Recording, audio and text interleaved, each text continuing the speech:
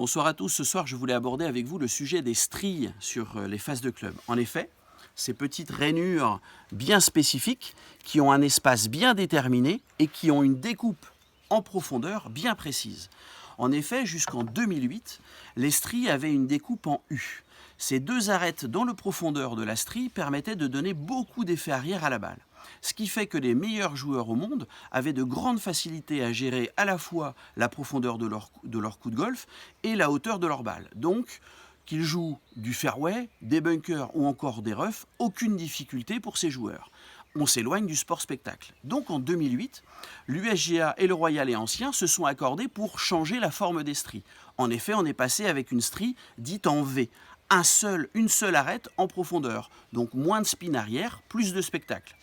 En 2008, le changement, mais mise en application de la règle à partir du 1er janvier 2010, afin que les joueurs amateurs aient le temps de modifier et rechanger leur matériel de golf auprès de leur boutique préférée, Eurogolf Rennes par exemple. Le problème, c'est qu'une société comme Ping s'est opposée à ce changement de règlement en disant « Nous, on a produit énormément de sandwich, il y a beaucoup de stries encore en U, nous ne voulons pas que ça se transforme aussi vite que ça, laissez-nous encore jouer ces clubs-là. » Et finalement, ils gagnèrent leur procès et qui indiqua que tous les clubs produits avant 1993 avaient le droit d'être joués, mais par contre, de 1994 à 2010, interdiction de les utiliser. Mais au 1er janvier 2010, les stries en V étaient officielles.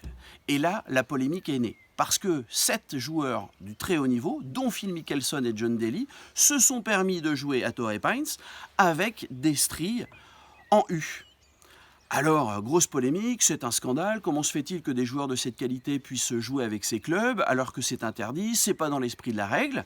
Et Phil Mickelson de s'opposer lors de la conférence de presse en disant « Eh bien écoutez, moi ce que je sais c'est que le procès a été gagné, c'est que ce club-là il est de 1990, je suis d'accord pour dire que les stries sont en U et facilitent le jeu, mais c'est en accord avec les règles. » Évidemment, il y a eu un tollé, mais très rapidement, tous les joueurs se sont pliés à la règle en acceptant de jouer les stries en V.